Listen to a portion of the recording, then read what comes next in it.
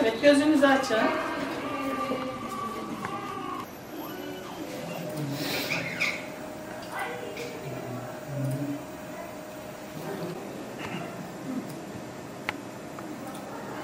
Glokom, diğer adıyla göz tansiyonu, göz içi basıncının yükselmesi sonucu göz sinirlerinde ilerleyici hasar ve kayıpla sonuçlanan bir hastalıktır.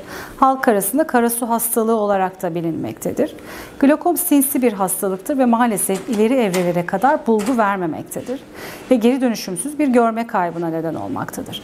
Görme kaybı nedenleri arasında kataraktan sonra ikinci sırada yer almaktadır. Bu nedenle glokomun erken tanısı ve tedavisi çok önemlidir. Kimler glokom için risk altındadır? Özellikle göz içi basıncı yüksek olan hastalar, ailesinde glokom öyküsü olan hastalar, sistemik hastalığı bulunan, mesela şeker hastalığı, düşük kan basıncı ya da yüksek kan basıncına sahip hastalar, kalp damar problemi olanlar, sigara kullanan hastalar glokom açısından daha fazla risk altındadır. 40 yaşın üstündeki hastalar da risk artmakta, ancak 60 yaş üzerinde bu risk daha fazla görülmekte. Ayrıca gözlük kullanan, bu yüksek miyopi ya da yüksek hipermetrop hastalarda da riskimiz daha fazla.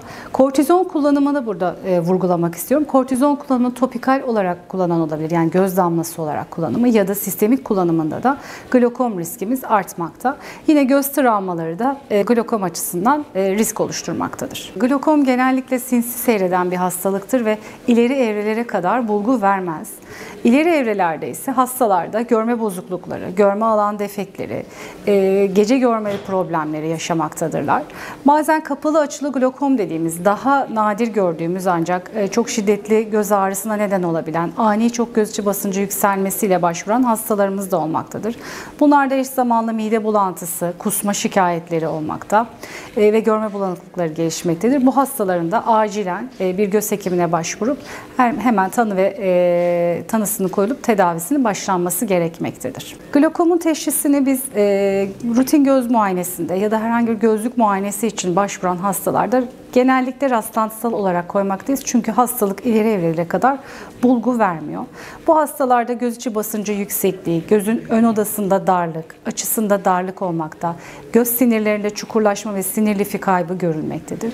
Ayrıca bizim rutin göz muayenemize eşlik eden teknolojik cihazlar, OCT dediğimiz, göz sinirlerini değerlendirdiğimiz ya da görme alanı kayıplarını değerlendirdiğimiz görme alanı testleriyle hem tanısını koyup hem de bu cihazlarla hastalığın takibini yapmaktayız.